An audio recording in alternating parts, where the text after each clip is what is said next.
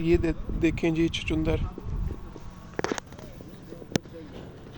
कोई चीज़ खा रहा है, क्या खा रहा है देखते हैं।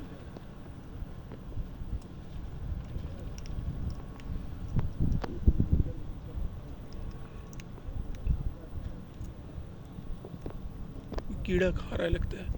इनका ये फ़ायदा है कि ये कीड़े मकोड़े छोटी मोटी चीज़ें सारी खा जाते हैं। कुदरत का एक सिस्टम है, देखें हर चीज़ का कोई ना कोई काम है इस दुनिया में।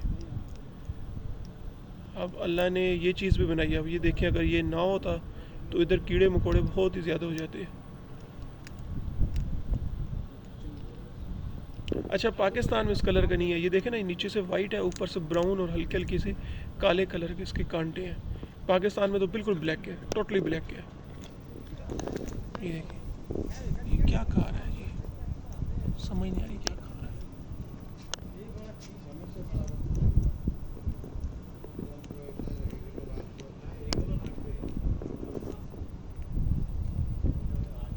थोड़ा जूम करके चेक करते हैं।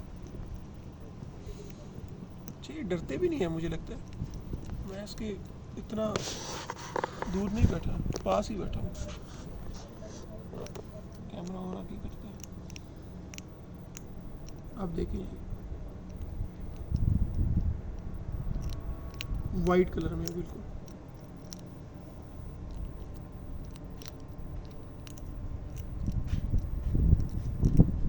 कोई चीज़ खा रहा है,